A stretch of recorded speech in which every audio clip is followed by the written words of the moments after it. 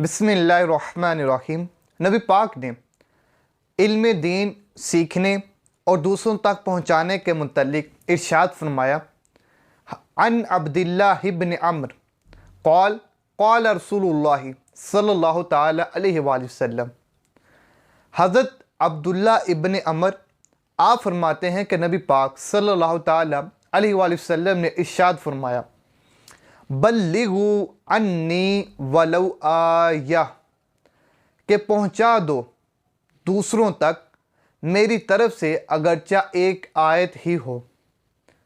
वहद्दिसु अन बनी इसराइल वला हराजा, और बनी इसराइल के जो वाक़यात हैं वो नकल करो, इसमें कोई हरज नहीं।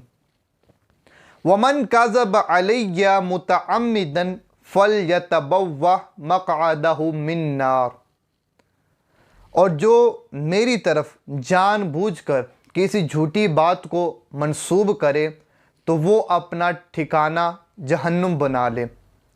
अहदीस मुबारका के अंदर जो पहले जुज़ के अंदर जो लफ्ज़ आयत है, इसका एक माना बयान किया गया कि अगर किसी शख्स को कोई मसला, कोई हदीस, कोई कुरान मजीद की आयत हिफ़्ज़ हो और वो दूसरों तक पहुंचा दे। और एक इस्तिलाही माना ये बयान किया गया कि अगर किसी को कुरान मजीद की कोई आयत हिफ़्ज़ है, उसका माना, उसका मतलब, उसका मफ़हूम, उसके तहत कोई हुक्म बयान किया गया या कोई मसला बयान किया गया है, उसको भी दूसरों तक पहुंचा दे। हदीस मुबारका का जो दूसरा जुज़ है, जिसके अंदर नबी पाक ने इरशाद फरमाया कि बनी इसराइल से हिकायात नकल करो, इसमें कोई हरज नहीं। इसके मुतल्लिक इरशाद फरमाया गया कि ऐसे वाक़यात, ऐसी मिसालें बनी इसराइल की जो इस्लाम के ख़िलाफ़ ना हो, उनको बयान करने की इजाज़त है। और तुरैत और अंजील के जो अहकामात हैं वो बयान करना मना है, क्योंकि वो अल्लाह पाक की तरफ से मनसूख हो चुके हैं। अब कुरान मजीद क़यामत तक आने वाले जितने भी लोग होंगे उनके लिए इसके अंदर अहकामात बयान कर दिए गए हैं।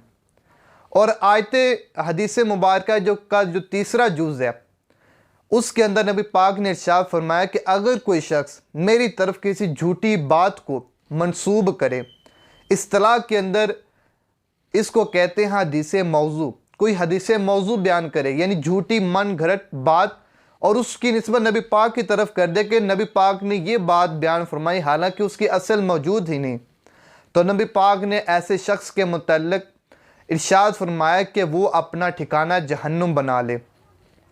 इसलिए हमें इस हदीस मुबारका से ये इल्म हासिल हुआ कि हर वो बात कि जिसकी नबी पाक की तरफ निस्बत की जाए तो उसकी तहकीक करके फिर दूसरों तक पहुंचाया जाए।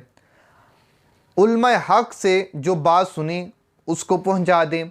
अगर किसी आम और जाहिल फ़र्द से अगर आपने कोई बात सुनी हो तो उसकी पहले तहकीक करें, फिर उसको दूसरों तक पहुंचाएं।